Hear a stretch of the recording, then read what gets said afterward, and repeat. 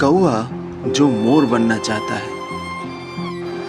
एक बार की बात है, एक जंगल में एक कौआ रहता था। उस कौवे को अपना रंग और रूप कभी पसंद नहीं आता था और इसीलिए वो कौवा कभी भी अपने आप पर गर्व महसूस नहीं करता था।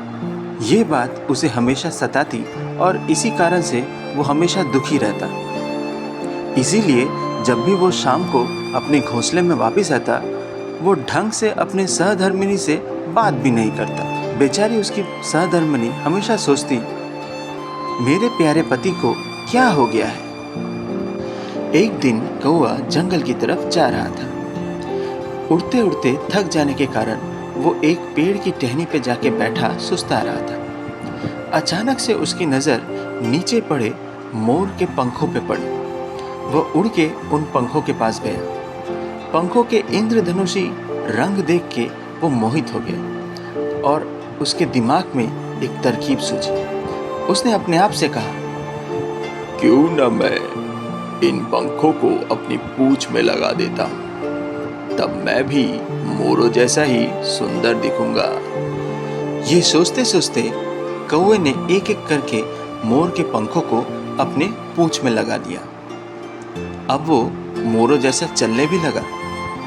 चलते चलते वो सोच रहा था, अंततः अब मैं मोर जितना सुंदर हो गया हूँ। अब कौन दुस्साहस करके मुझे कौवा बुलाएगा। जब वो कौवा जंगल में चल रहा था, वो चलते चलते एक जगह पे पहुंचा जहाँ पे सचमुच के मोर दाना चुग रहे थे। एक मोर ने कौवे को देखा और पूछा, अरे भाई, कौन हो तुम? कहाँ से आए हो? कौवे ने कहा, अरे तुम मुझे पहचान नहीं रहे क्या? हम तो एक ही परिवार के सदस्य हैं। असल में मैं तुम्हारे दूर का रिश्तेदार हूँ। ये खबर जंगल में बाकी मोरों तक भी पहुंच गई और जंगल के सारे मोर और मोरनी अपने दूर के रिश्तेदार से मिलने पहुंच गए। जब उन्होंने कौवे को देखा तो वो सोचने लगे, अरे ये किस प्रकार का मोर है? ये तो हमारे लिए बहुत शर्म की बात है। एक कौवा अपने पूंछ में मोर के पंख लगा के कभी भी मोर नहीं बन सकता। धीरे धीरे सारे मोर और मोरनी उस कौवे पे बहुत गुस्सा हो गए और वो अपना चोंच मार मार के कौवे की पूंछ से सारे मोर के पंखों को निकाल फेंके और उस कौवे को जंगल से भगा दिया। बेचारा कौवा निराश होके अंततः अपने घोंसले में गया, लेकिन उसकी अर्धांगिनी मोरों से भी ज़्यादा गुस्सा थी।